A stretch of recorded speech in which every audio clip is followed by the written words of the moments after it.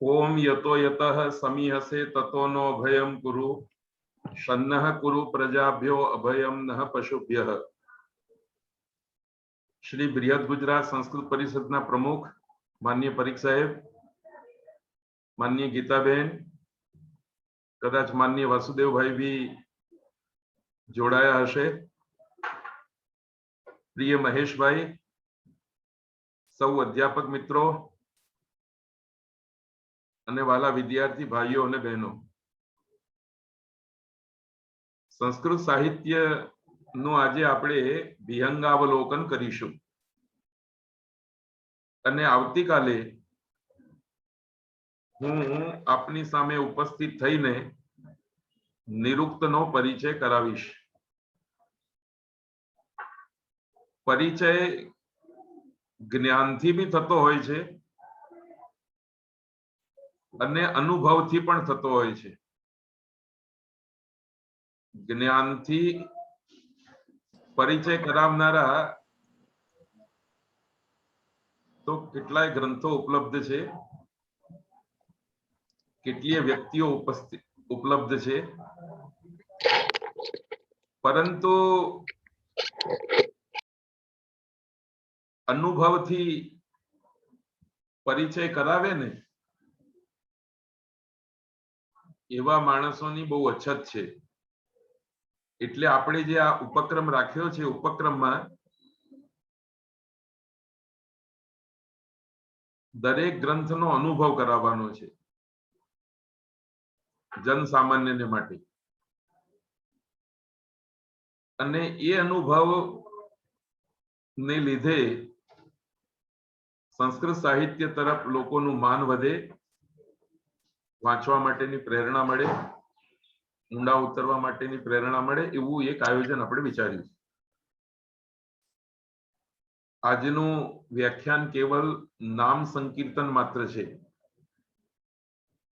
પણ સૌથી પહેલા મારે આ વાત કહેવી છે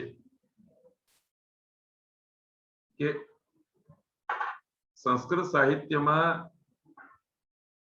અનંત ઐશ્વર્ય ભરેલું છે, પરંતુ એ બધા ઐશ્વર્ય ઉપર આપણા સૌની એક એક વાર તો નજર પડવી જ જોઈએ। આપણે જે ભાષાના વિદ્યાર્થી છીએ, જે ભાષાના અધ્યાપક છીએ, એ ભાષા, એ સાહિત્ય કેટલું બધું સમૃદ્ધ છે એનો એક એવો પરિચય કેળવવો જોઈએ જે હંમેશા આપણી સાથે રહે। હું તુલના કરવાની દૃષ્ટિ નથી કહેતો, પણ એક વ્યવહારિક ઉદાહરણ માટે કહું છું કે મને કોઈ પૂછે કે તમારી પાસે પ્રોપર્ટી કેટલી છે, તો એનો જવાબ આપવો સહેલો નથી, કારણ કે મારે યાદ રાખવું પડે કે મારી પ્રોપર્ટી ક્યાં ક્યાં છે। પરંતુ જે માણસ રોજે રોજ પોતાની સંપત્તિનો હિસાબ કરી રાખે છે ને, અથવા કમસે કમ દિવાળીથી દિવાળી સુધીમાં દિવાળીના દિવસે પોતાની સંપત્તિનો હિસાબ જોઈ લે છે ને એને ખબર હોય કે મારી પાસે કેટલી સંપત્તિ છે ને ક્યાં છે, એમ સંસ્કૃત અધ્યાપક જગતે भी, સંસ્કૃત વિદ્યાર્થી જગતે भी વર્ષમાં એકવાર સંસ્કૃત સાહિત્ય રૂપી આપણી સંપત્તિ ક્યાં પડેલી છે અને કેટલી છે એનો એક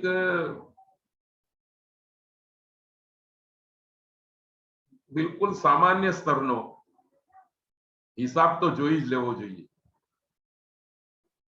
તો ખબર પડશે કે આપણે કેટલી વ્યાપક અને મૂલ્યવાન સામગ્રીના સ્વામી છીએ। સંસ્કૃત ભાષા આવડવાથી આપણે કેટલા વિસ્તૃત સાહિત્યના રસાસ્વાદના અધિકારી બનીએ છીએ, એ ગ્રંથોને વાંચવાના સમજવાના અધિકારી બનીએ છીએ। તો આજે હું કેટલાક સૂત્રો भी આપીશ। મારે પીપીટી બનાવવું હતું પણ વર્ડમાં ટાઈપ કરેલું છે એ જ હું આપની સામે પ્રસ્તુત કરું છું. તો ક્રમશઃ આપણે જોઈ લઈએ. હું વધારે સમય નહીં લઉં, 20 મિનિટમાં મારી વાત પૂરી કરીશ. પણ મારી અપેક્ષા જરૂર છે કે આજે આપણે સંસ્કૃત સાહિત્યના રસાસ્વાદને, સંસ્કૃત સાહિત્યના પરિવારને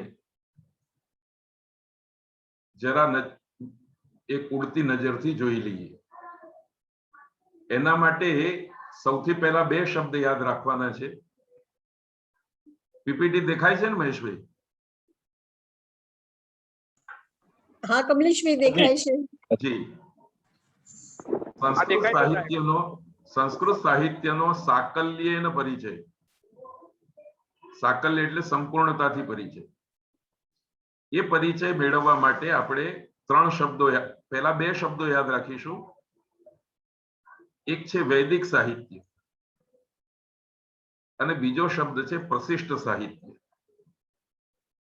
તો મિનિમમ આ વાત આપણા ધ્યાનમાં હોવી જોઈએ કે આપણી પાસે બે સંપત્તિ છે. એક સંપત્તિનું નામ છે વૈદિક સાહિત્ય અને બીજો જે જ્ઞાન રાશિ છે એ છે પ્રશિષ્ટ સાહિત્ય. હવે થોડા ઓર આગે ઉતરીએ આપણે. વૈદિક સાહિત્યમાં ક, ખ અને ગ ત્રણ આંતરિક વિભાગો છે. પહેલા વિભાગમાં વેદ સાહિત્ય આવે છે. આ વેદ સાહિત્યમાં ચાર વેદ આવી ગયા: ઋગ્વેદ, યજુર્વેદ, સામવેદ, અથર્વવેદ. આ ચાર વેદોની જુદી જુદી શાખાઓ છે. કોક જમાનામાં 1130 શાખાઓ હતી. મિત્રો પોતાની જાતને અનમ્યુટ રાખજો જેથી કરીને વિક્ષેપ થાય નહીં. મ્યુટ જ રાખજો, અનમ્યુટ થવાની જરૂર નથી. કોક જમાનામાં આ ચાર વેદની 1130 શાખાઓ હતી. અત્યારે બહુ જ ઓછી શાખાઓ ઉપલબ્ધ છે. પણ આ પણ વૈદિક સાહિત્યનું એક પાસું આપણા ધ્યાનમાં હોવું જોઈએ. એ પછી આપણે ઊંડા ઉતરીએ તો આ જે વેદ સંહિતાઓ છે એ વેદ સંહિતાઓના પછી આવે છે બ્રાહ્મણ ગ્રંથો. એ બ્રાહ્મણ ગ્રંથો ભી ઋગ્વેદના ઐત્રેય બ્રાહ્મણ અને શાંખાયન બ્રાહ્મણ, એનું બીજું નામ કૌશિતકી બ્રાહ્મણ છે. શુક્લ યજુર્વેદ શતપથ બ્રાહ્મણ, કૃષ્ણ યજુર્વેદ તૈત્તરીય બ્રાહ્મણ. સામવેદ સૌથી નાનો છે પણ એના બ્રાહ્મણો બહુ છે, 11 બ્રાહ્મણો ઉપલબ્ધ છે. અને અથર્વવેદનો એક ગોપદ બ્રાહ્મણ. આ બ્રાહ્મણ શબ્દ ભી સંસ્કૃત જગતના વિદ્યાર્થી મિત્રો યાદ રાખવાનો છે. આ બ્રાહ્મણ એક પ્રકારનું શાસ્ત્ર છે, એટલા માટે એને બ્રાહ્મણમ એમ કહેવાય છે. શતપથ બ્રાહ્મણમ. તો બ્રાહ્મણમ એ એક પ્રકારનું પુરાણની જેમ શાસ્ત્ર છે અને એટલા માટે નપુંસકલિંગમાં. વર્ણવાચક બ્રાહ્મણ શબ્દ પુલ્લિંગમાં અને ગ્રંથ અને સાહિત્યવાચક બ્રાહ્મણ શબ્દ નપુંસકલિંગમાં. આ બી યાદ રાખવાનું છે. એ બ્રાહ્મણ ગ્રંથો એક પ્રકારે તો વેદની વ્યાખ્યાના સર્વપ્રથમ ગ્રંથો છે. એ બ્રાહ્મણ ગ્રંથો પછી આરણ્યક ગ્રંથો આવે, આરણ્યકો. અને દરેક વેદના આરણ્યકો બી અલગ અલગ છે. જેમ બ્રાહ્મણ ગ્રંથો અલગ છે એમ આરણ્યકો બી અલગ અલગ છે. ઋગ્વેદના બે આરણ્યકો છે, ઐત્રેય અને શાંખાયન. શુક્લ યજુર્વેદનું બૃહદ આરણ્યક, કૃષ્ણ યજુર્વેદનું તૈત્તરીય આરણ્યક અને મૈત્રાયણી શાખાનું મૈત્રાયણી આરણ્યક. સામવેદનું જૈમિની શાખાનું તલવકાર આરણ્ય એને જૈમિની ઉપનિષદ બી કહે છે. અથર્વવેદનું કોઈ આરણ્ય ઉપલબ્ધ નથી. તો જે વિદ્યાર્થીઓ હસ્તલિખિત ગ્રંથો ઉપર પીએચડી કરવા માંગે છે એમની પાસે આ ચેલેન્જ છે કે અથર્વવેદનું એક બી આરણ્યક ઉપલબ્ધ નથી. શોધીએ જો મળી જાય તો, એને મળી જાય એ સંસ્કૃત જગતમાં અમર થઈ જાય. એ પછી ઉપનિષદ આવે છે અને આ ઉપનિષદો બી કોઈનું કોઈ વેદની સાથે જોડાયેલા છે. ઋગ્વેદની સાથે ઐત્રેય, કૌશિતકી, શુક્લ યજુર્વેદની સાથે ઈશોપનિષદ અને બૃહદારણ્ય, કૃષ્ણ યજુર્વેદની સાથે કઠોપનિષદ અને તૈત્તિરીય ઉપનિષદ, સામવેદની સાથે કેન અને છાંદોગ્ય, અથર્વવેદની સાથે પ્રશ્ન ઉપનિષદ અને મુંડક્ય ઉપનિષદ. આ રીતે આ વૈદિક સાહિત્ય પૂરું થયું. હવે જુઓ, એક કલ્પના યાદ રાખવાની. હેતલબેન દેસાઈના ભાષણ બહુ ખખડી રહ્યા છે. હેતલબેન દેસાઈ.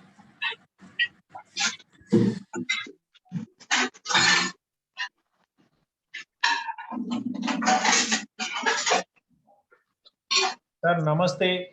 આપના તરફથી જ બધાને મ્યુટ કરી દો સર. આપ હોસ્ટ છો ને તો. અનમ્યુટ તો કરી જ રાખ્યા છે મહેશભાઈ, પણ પોતે પાછા મ્યુટ થઈ જાય છે. એ ભલે સર, હું ધ્યાન રાખું છું હવે. જી.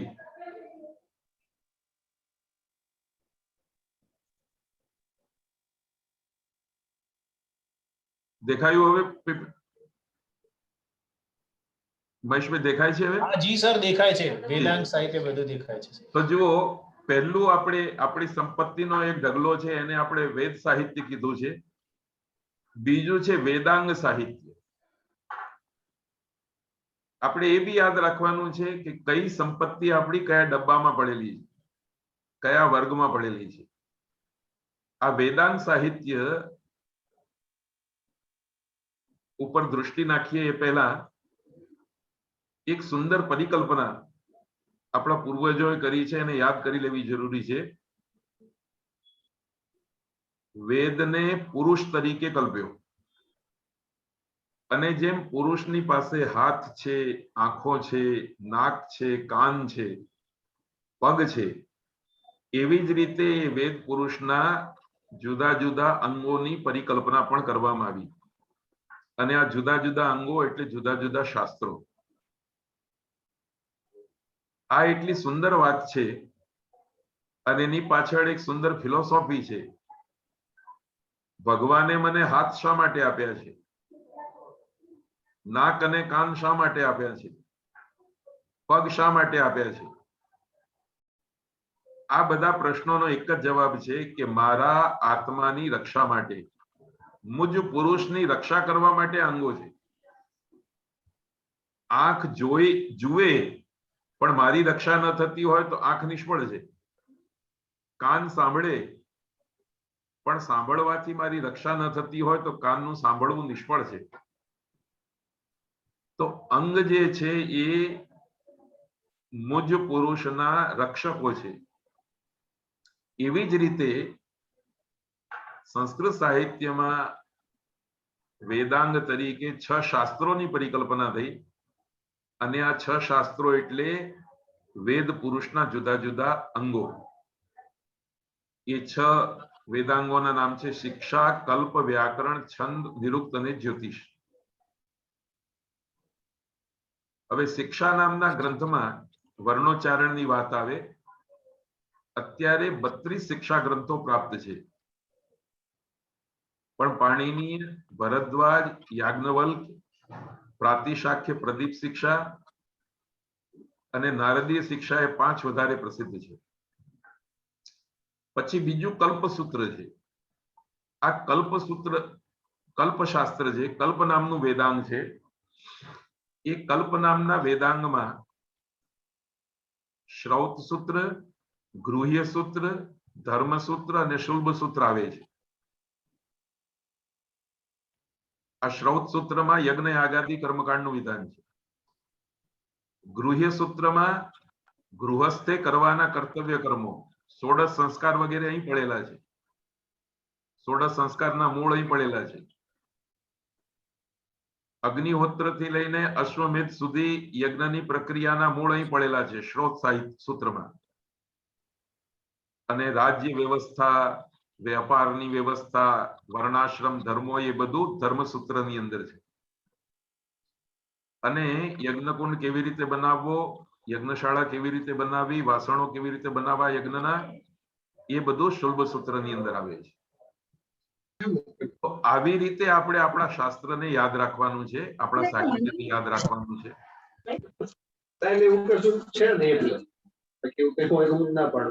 એ પછી વ્યાકરણ શાસ્ત્ર આવ્યું.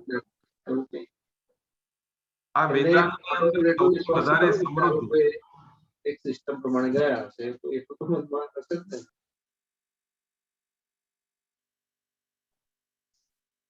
મહેશભાઈ, મેં આપને એડમિન બનાવ્યા છે. જો આપને અનુકૂળતા હોય ને તો આ લોકોને રિમૂવ કરી દો જે વધારે વિક્ષેપ કરે છે લોકો. જી સર, કરી દો પ્લીઝ. તો વ્યાકરણ શાસ્ત્ર નામનું જે વેદાંગ છે એ સૌથી વધારે વિસ્તાર વાળું છે. આપણે તો કેવળ બે વાત યાદ રાખીશું. એક તો આ વ્યાકરણ શાસ્ત્રનું પ્રાચીનતમ રૂપ પ્રાતિશાખ્ય છે. એટલે વૈદિક સાહિત્યની અંદર પ્રાતિશાખ્યો વ્યાકરણ શાસ્ત્રની અંતર્ગત જ પડેલા છે. અને નવીન અને આધુનિકતમ જે સ્વરૂપ છે એ આપણું પાણીની વ્યાકરણ જેવું વ્યાકરણ છે. એ વ્યાકરણના 5 અંગો હોય. પંચાંગ વ્યાકરણ.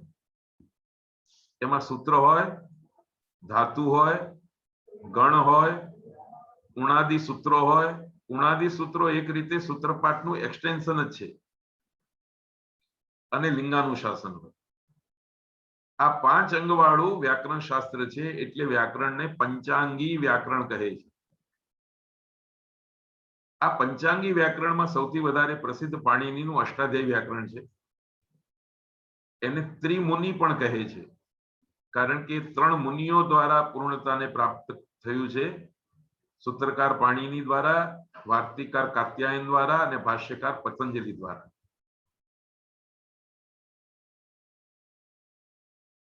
સર, મેં ઓલ મ્યુટ કરી છે, એકવાર આપ શરૂ કરી લો.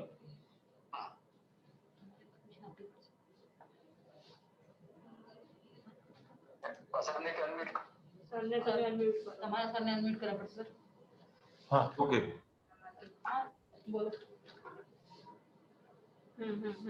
હાજી, થઈ ગયા. તો જુઓ આ વ્યાકરણ શાસ્ત્રનો પણ વિસ્તાર કેટલો છે. પંચાંગ પૂરા થયા એ પછી સમયાંતરે આ 5 અંગ વાળું વ્યાકરણ 3 પ્રવાહમાં આગળ વધે છે. એક પ્રવાહમાં સૂત્રના અર્થનો નિર્ણય કરનારા ગ્રંથો આવે. બીજા પ્રવાહમાં સૂત્રાર્થ માટે ઉપયોગી પરિભાષા વચનો ઉપર વિચાર કરનારા ગ્રંથો આવે. અને ત્રીજા પ્રવાહમાં વ્યાકરણ શાસ્ત્રનો દાર્શનિક પક્ષ વિચારનારા ગ્રંથો આવે. આ રીતે વ્યાકરણ શાસ્ત્ર સૌથી વધારે વિસ્તાર પામતું ગયું છે. આ તો કેવલ માત્ર હું દાદાઓની જ વાત કરું છું. આ દાદાઓના દીકરાઓ છે, એ દીકરાઓના પણ દીકરાઓ છે, એ દીકરાઓના પણ દીકરાઓ છે. એટલે કે મૂળ ગ્રંથની હું વાત કરું છું. એ મૂળ ગ્રંથના ભાષ્ય, વૃત્તિઓ, ટીકાઓ, એની ઉપરની પણ પાછી ટીકા, એની ઉપરની પણ ટીકા. જુઓ, આપણી વચ્ચે કેટલાક સંસ્કૃતેતર જગતના મહાનુભાવો બી જોડાયા છે, એટલે એક પરિચય કરાવું. પાણિનીનું અષ્ટાધ્યાયી નામનું વ્યાકરણ એ મનોની માફક આદ્ય પુરુષ છે. એ સૂત્ર ઉપર વાર્તિકારે કાત્યાયન રચ્યા. કાત્યાયને વાર્તિકો રચ્યા. હવે સૂત્રનો પરિવાર વાર્તિકો સુધી પહોંચ્યો. સૂત્રને વાર્તિકો પર પતંજલિએ ભાષ્ય રચ્યા. ભાષ્ય સુધી પહોંચ્યો. પતંજલિએ જે ભાષ્ય રચ્યું એના ઉપર 11મી શતાબ્દીના કૈયટે પ્રદીપ નામની એક ટીકા લખી. એ પ્રદીપ નામની ટીકા ઉપર નાગેશ ભટ્ટે ઉદ્યોત નામની ટીકા લખી, પ્રદીપોદ્યોત. અને પ્રદીપોદ્યોત ઉપર ગુરુપ્રસાદ શાસ્ત્રીએ છાયા નામની ટિપ્પણ લખી. તો અષ્ટાધ્યાયનું સૂત્ર, સૂત્ર ઉપર વાર્તિક, વાર્તિક ઉપર ભાષ્ય, ભાષ્ય ઉપર પ્રદીપ નામની ટીકા, પ્રદીપ નામની ટીકા ઉપર ઉદ્યોત અને ઉદ્યોત ઉપર છાયા ટીકા. આવી રીતે આપણા સંસ્કૃત સાહિત્યના ગ્રંથો મોટો પરિવાર ધરાવે છે. વંશ પરંપરા આપણા સંસ્કૃત ગ્રંથોની બહુ મોટી છે. અને આમાંથી એ બી વાત શીખવા જેવી છે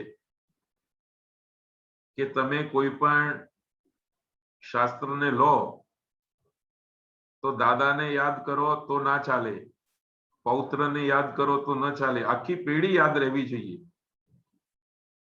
મહાભારતની કથા સાંભળવી હોય તો પાંડુથી શરૂ કરીને અભિમન્યુ સુધી બધી જ પેઢીના સદસ્યોના નામ, સંબંધો બધું યાદ રાખવું પડે, તો મહાભારતની કથા કંઈક સમજાય. નહીં તો ખબર જ ન પડે કે ઘરનો માણસ કોણ છે ને પારકો માણસ કોણ છે. આવી સ્થિતિ આપણા ગ્રંથોની પણ છે. છંદશાસ્ત્ર એવી જ રીતે આગળ વધ્યું. આગળ વધીએ તો છંદશાસ્ત્ર આવે. સંસ્કૃતનું છંદશાસ્ત્ર બે રીતે આગળ વધ્યું. એકમાં કેવળ લક્ષણ જ આપવામાં આવ્યું, સૂત્રો જ, અને એનું ઉદાહરણ તમારે જાતે શોધી કાઢવાનું, ઉદાહરણ લઈ આવવાનું. પણ સમયાંતરે કેટલાક ગ્રંથો એવા લખાયા, વૃત્ત રત્નાકર જેવા, શિખરણી છંદનું લક્ષણ પણ આપે અને શિખરણી છંદનું ઉદાહરણ પણ આપે. રસૈ રુદ્રૈ છિન્ન યમન સબલાગહ શિખરિણી. તો આ જે સૂત્ર આપ્યું એ સૂત્રમાં શિખરણી છંદનું બંધારણ બી છે અને એ બંધારણનો છંદ બી શિખરણી છે. આવી રીતે છંદશાસ્ત્ર બે રીતે આગળ વધ્યું. આ નિરુક્ત શાસ્ત્ર તો દુનિયાનું અદ્ભુત શાસ્ત્ર છે. કાલે હું એનો પરિચય કરાવીશ અને જોઈશું કે આ નિરુક્ત શાસ્ત્ર કેટલું બધું અદ્ભુત છે. મારે એક જ લીટીમાં આ નિરુક્ત શાસ્ત્રનો પરિચય આપવો હોય કે નિરુક્ત શાસ્ત્ર તરફ આપ સૌની રુચિ વધારવી હોય તો એ જ કહેવું છે કે આ નિરુક્ત શાસ્ત્ર એ પ્રશ્નોનો જવાબ આપે છે, આવા પ્રશ્નોનો જવાબ આપે છે. સૂર્યને સૂર્ય શા માટે કહે છે? પિતાને પિતા શા માટે કહે છે? વૃક્ષને વૃક્ષ શા માટે કહે છે? ભૂમિને ભૂમિ શા માટે કહે છે? દેવને દેવ શા માટે કહે છે? ભાષામાં વપરાતા જેટલા બી આવા શબ્દો છે, બધા શબ્દો માટે ખાલી જગ્યાને ખાલી જગ્યા કેમ કહે છે એનો જવાબ આ નિરુક્ત શાસ્ત્ર આપે છે અને બહુ અદ્ભુત રીતે આપે છે. એક પદ્ધતિ બનાવીને આપે છે અને એ પદ્ધતિ દરેક શબ્દમાં લાગુ પડી શકે એવું સામર્થ્ય સંસ્કૃત ભાષાએ કેળવ્યું છે. એની ચર્ચા આપણે કાલે કરીશું. જ્યોતિષશાસ્ત્ર એ જેટલું પ્રસિદ્ધ છે એટલું બદનામ બી છે, કારણ કે જેટલી પ્રસિદ્ધિ જે શાસ્ત્રની થઈ જતી હોય છે, અશુદ્ધિ પણ એ શાસ્ત્રમાં એટલી જ વધી જતી હોય છે. તો જ્યોતિષશાસ્ત્ર બી વેદાંતનો હિસ્સો છે. એ પછી વૈદિક સાહિત્યની અંતર્ગત ત્રીજી વાત યાદ રાખવાની છે, ઉપાંગ સાહિત્ય. આ ઉપાંગ સાહિત્ય એટલે દર્શન શાસ્ત્ર. આપણે સૌ પરિચિત છીએ સાંખ્ય યોગ, ન્યાય વૈશેષિક, વેદાંત અને મીમાંસા, પૂર્વ મીમાંસા અને ઉત્તર મીમાંસા. આ 6 દર્શનો છે. આમાં ભારતીય સાહિત્યની દૃષ્ટિએ જોઈએ, ભારતીય સંસ્કૃત સાહિત્યની દૃષ્ટિએ જોઈએ તો બૌદ્ધ, જૈન અને ચારવાક દર્શનનો પણ સમાવેશ થઈ જાય છે. હવે જુઓ, આ દર્શન શાસ્ત્રમાં પણ મૂળભૂત ગ્રંથો તો સૂત્ર શૈલીમાં છે અને પછી અનેક આચાર્યોએ એના ઉપર ભાષ્ય લખ્યા, ટીકાઓ લખી. આવી રીતે દર્શન શાસ્ત્રના ગ્રંથોનો એક પ્રવાહ ચાલ્યો. અને બીજો પ્રવાહ બી ચાલ્યો, જેમાં કેટલાક સ્વતંત્ર ગ્રંથો રચાયા. જે સ્વતંત્ર ગ્રંથો આ મૂળભૂત ષડ દર્શનોના અધ્યયન અધ્યાપન માટે ઉપયોગી થાય. દાખલા તરીકે સાંખ્ય કારિકા. તો સાંખ્ય કારિકા આપણે વાંચીએ તો કપિલના સાંખ્ય સૂત્રોને વાંચવામાં મદદ મળે. ન્યાય સિદ્ધાંત મુક્તાવલી, તર્ક ભાષા, તર્ક સંગ્રહ, આ બધા ગ્રંથો આ દર્શન શાસ્ત્રના ગ્રંથોને વાંચવા માટે મદદ કરનારા ગ્રંથો છે. તો દર્શન શાસ્ત્ર બે પ્રવાહમાં વહેંચાઈ રહ્યું છે. એક તો મૂળ દર્શન શાસ્ત્રના સૂત્રો ઉપર ભાષ્ય, વૃત્તિ, ટીકા વગેરે, અને બીજું એને સહયોગ કરે એવું સાહિત્ય. આ બી આપણા સંસ્કૃત સાહિત્યની એક વિશેષતા છે. આટલું આપણે યાદ રાખીશું તો વૈદિક સાહિત્ય પૂરું થયું. ફરી હું યાદ કરાવી દઉં કે વેદ સાહિત્ય, વેદાંગ સાહિત્ય અને ઉપાંગ સાહિત્ય આ અત્યંત પ્રાચીન સાહિત્ય છે, અત્યંત મૂલ્યવાન સાહિત્ય છે, અત્યંત કિંમતી સાહિત્ય છે. આમાંથી આપણે કેટલા સાહિત્યના સંપર્કમાં છીએ એ પોતે પરીક્ષા કરવાની છે સંસ્કૃતના વિદ્યાર્થીએ, સંસ્કૃતના અધ્યાપકો. એ પછી પ્રશિષ્ટ સાહિત્ય આવે છે. એનો ઘણો બધો પરિચય લોગોમાં છે, એટલે આપણે બહુ વધારે વાત નહીં કરીએ, સંક્ષેપમાં વાત બતાવીશું. પ્રશિષ્ટ સાહિત્યમાં એક બાજુ શાસ્ત્ર ગ્રંથ છે અને બીજી બાજુ કાવ્ય ગ્રંથ છે. આપણે રેલગાડીને યાદ કરીએ, બે પાટા ઉપર ચાલે, એમ સંસ્કૃતનું પ્રશિષ્ટ સાહિત્ય પેરેલલ સાથે સાથે બે પાટા ઉપર ચાલી રહ્યું છે, શાસ્ત્ર અને કાવ્ય. અને સંસ્કૃતની આ વિશેષતા બી યાદ રાખવા જેવી છે કે કાવ્ય કવિએ રચ્યું, પણ જે કાવ્ય રચાયું એના ઉપરથી એક શાસ્ત્ર બી આવી ગયું, કાવ્ય શાસ્ત્ર. માણસે સમાજ ઉભો કર્યો, એ સમાજ ઉભા કરેલા સમાજ ઉપરથી શાસ્ત્ર આવી ગયું, સમાજશાસ્ત્ર.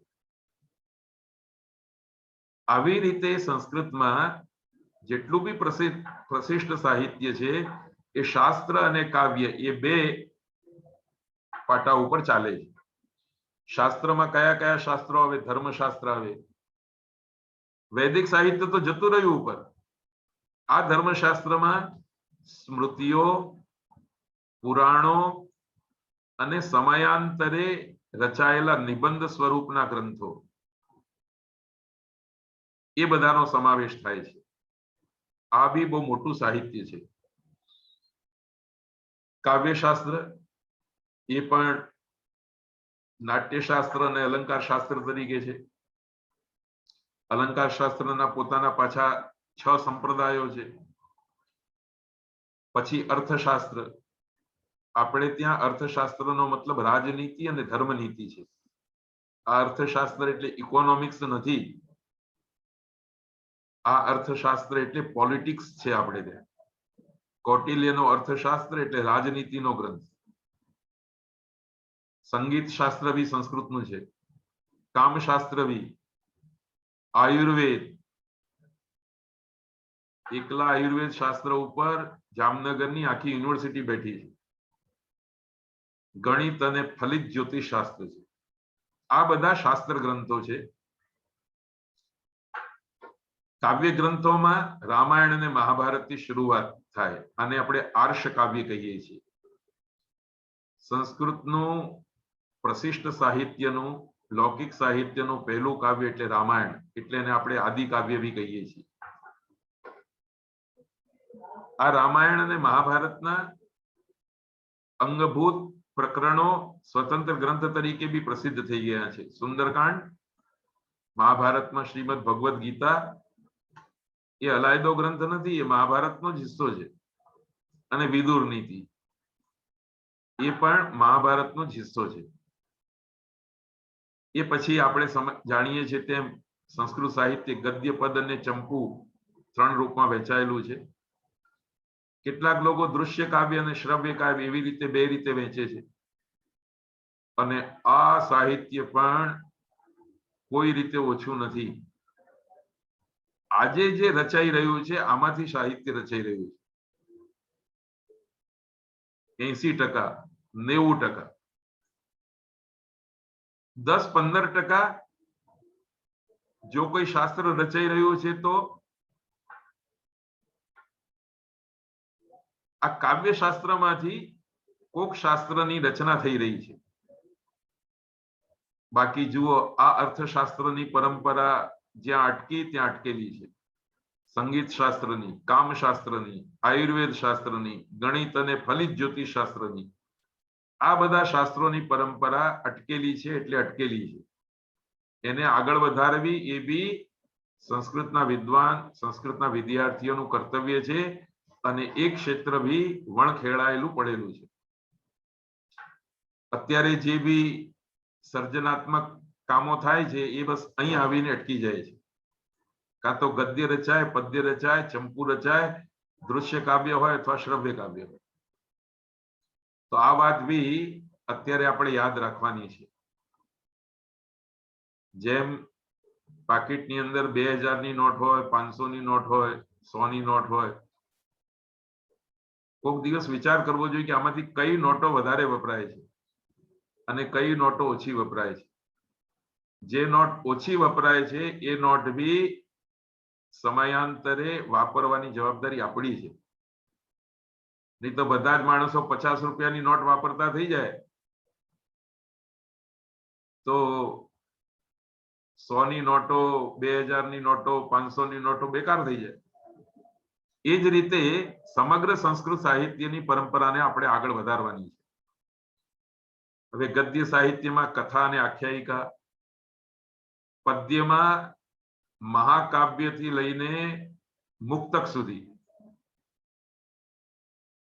આ નાનકડા વચનો આપણે યાદ રાખીશું તો પણ સંસ્કૃત સાહિત્યની કેટલી વિસ્તૃત પરંપરા છે એનો આપણને ખ્યાલ આવશે.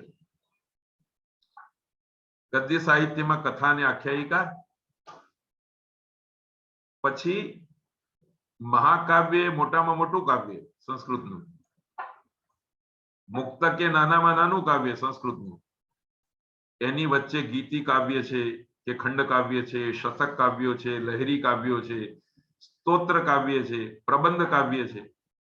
આવા અનેક પ્રકારના કાવ્યો પદ્ય સાહિત્યની અંદર આવે. ચંપુમાં તો ગદ્ય પદ્ય મિશ્રિત રચનાઓ છે.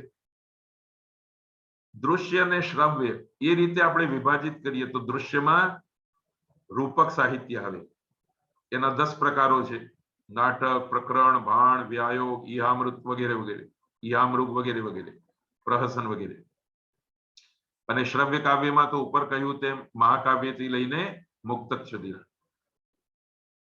આ સાહિત્યની સાથે સાથે સંસ્કૃતનું એક અદ્ભુત સાહિત્ય છે, એ છે સંસ્કૃતનું પ્રાણી કથા સાહિત્ય.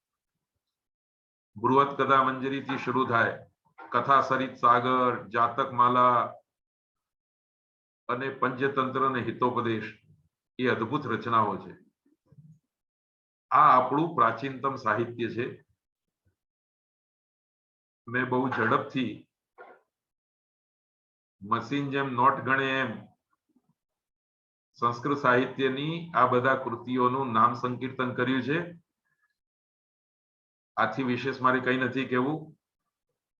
છેલ્લે મારે એ વાત કહીને ઉપસંહાર કરવો છે કે આપણી ભારતીય પરંપરામાં સંતાન પાસે અપેક્ષા રખાઈ છે કે વડીલો ઉપાર્જિત સંપત્તિનું સંરક્ષણ કરવું જોઈએ. એક વાત, સંરક્ષણ કરવાની સાથે સાથે એનો સ્વકીય સુખ માટે ઉપયોગ બી થવો જોઈએ, એ બીજી વાત. અને ત્રીજી વાત, સંરક્ષિત પૂર્વજોની જે સંપત્તિ છે એને આપણે ઉત્તરાધિકારી સુધી પહોંચાડી દેવી જોઈએ. અને આનંદ અને સંતોષ તો ત્યારે થાય કે એમાં થોડું આપણું પ્રદાન બી નોંધાવીએ. તો મિત્રો, આ પૂર્વજોએ રચેલા સંસ્કૃત સાહિત્યના આપણે બધા વારસદારો છીએ. એને સાચવી રાખવું એ આપણું કર્તવ્ય છે. કેવી રીતે સચવાશે? સ્વાધ્યાય કરીશું તો સચવાશે, વાંચીને અરસપરસ ચર્ચા કરીશું તો સચવાશે. બીજી વાત, જે આપણે સાચવી રહ્યા છીએ એનાથી આપણે સુખની પ્રાપ્તિ બી કરવી જોઈએ. આ બધું સાહિત્ય આપણને જીવનનું સુખ ન અપાવી શકે તો એ સાહિત્યના સંરક્ષણનો કોઈ હેતુ જ રહેતો નથી. અને ત્રીજી અને અંતિમ વાત કે આ સાહિત્યને જ્યારે આપણે નવી પેઢીને પહોંચાડીએ તો એમાં કંઈક શ્રી વૃદ્ધિ બી થવી જોઈએ. તો છેવટે બીજું કંઈ ન થઈ શકે તો આપણી પાસે એટલી શક્તિ તો છે જ કે એક નાનકડું સૂત્ર આપીએ આપણે, જે સૂત્ર આપણી રચના હોય. એથી થોડું વધારે પ્રદાન કરવું હોય તો દરેક અધ્યાપકે એક નાનકડું મુક્તક અનુષ્ટુપ છંદમાં, શિખરણીમાં, ગમે તે કોઈ છંદમાં પોતાના સમસ્ત જીવન દરમિયાન એક નાનકડું મુક્તક તો સંસ્કૃત જગતને સમર્પિત કરવું જ જોઈએ. ઘણીવાર મુક્તક રચવામાં આપણે બહુ સફળ ન થઈ છીએ તો થોડો ઘણો આયાસ આપણે કરવાનો અને પછી એના ઉપર પ્લાસ્ટર ફિનિશિંગ કરવા માટે કોઈ વિદ્વજ્જનની મદદ લઈ લેવાની. પણ પૂર્વજોના સાહિત્યમાં તણખલું ઉમેરવાનો સંતોષ તો આપણે મેળવવો જ જોઈએ. આ પ્રવચનમાળા આપણે જે પ્રારંભ કરી છે એ પ્રવચનમાળા થકી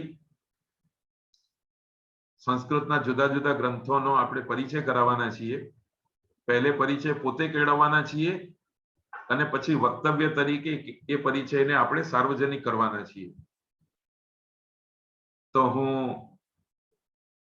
એ આગ્રહ બી રાખીશ કે પ્રત્યેક કૃતિના પરિચયના અંતે આપણે એક અનુષ્ટુપ છંદમાં એ ગ્રંથનો આછો પાતળો પરિચય પણ પદ્યબદ્ધ કરીએ અને એ રીતે જેટલા બી વ્યાખ્યાનો પૂરા થાય એ બધા જ વ્યાખ્યાનોના ક્રમ જેટલા જ અનુષ્ટુપ છંદના આપણી પાસે પદ્યો બી ભેગા થઈ જાય. અને પછી બૃહદ ગુજરાત સંસ્કૃત પરિષદ સામાન્ય પત્રિકા પ્રકાશિત કરે છે એમાં બી આપણે પ્રકાશિત કરીશું. તો આજે જે આપણે પરિચય કેળવ્યો એમાં આટલો વિચાર આપણા ધ્યાનમાં છે કે વૈદિકમ લૌકિકમ ચેતી સાહિત્યમ દ્વિવિધમ સ્મૃતમ. સંસ્કૃતનું સાહિત્ય લૌકિક અને વૈદિક એ બે રીતનું છે. વેદમાં, વૈદિક સાહિત્યમાં વેદ ગ્રંથો, વેદાંગો અને વેદના ઉપાંગોનો સમાવેશ થાય છે. અને લૌકિક સાહિત્યની અંદર કાવ્યશાસ્ત્ર, કાવ્ય ગ્રંથો અને શાસ્ત્ર ગ્રંથો એ બે પ્રકારના ગ્રંથોનો સમાવેશ થાય છે. શાસ્ત્રોમાં કયા કયા શાસ્ત્ર આવે છે એ પછીનો તબક્કો છે. કાવ્યમાં કયા કયા કાવ્યો આવે છે પછીનો તબક્કો છે. તો અખિલ સંસ્કૃત સાહિત્ય 5 આંગળીઓની માફક 5 શીર્ષક ધરાવે છે. પહેલું છે વેદ સાહિત્ય, બીજું છે વેદાંગ સાહિત્ય, ત્રીજું છે ઉપાંગ સાહિત્ય, ચોથું છે કાવ્ય સાહિત્ય અને પાંચમું છે શાસ્ત્ર સાહિત્ય. આ કાવ્ય સાહિત્ય અને શાસ્ત્ર સાહિત્ય પ્રશિષ્ટ સાહિત્યનો હિસ્સો છે અને વેદ સાહિત્ય, વેદાંગ સાહિત્ય અને ઉપાંગ સાહિત્ય એ વૈદિક સાહિત્યનો હિસ્સો છે.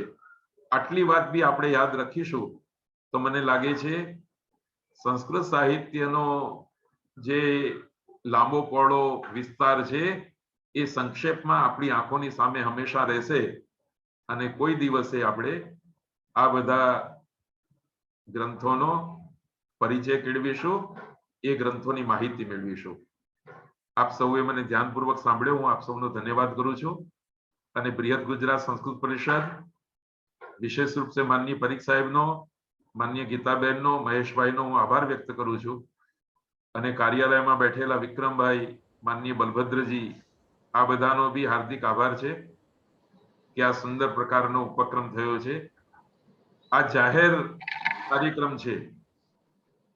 આપના મિત્રોને બી જોડાવા માટે આપ પ્રેરણા કરજો અને યથાસમય ઉપસ્થિત રહેજો. હવે આખો જુલાઈ મહિનો આપણે 2 થી 3 જ્યારે જ્યારે અનુકૂળતા હોય ત્યારે જોડાતા રહીશું. સૌથી ફરી એકવાર સૌનો ધન્યવાદ, આભાર, નમસ્કાર. જી આભાર સર, ધન્યવાદ.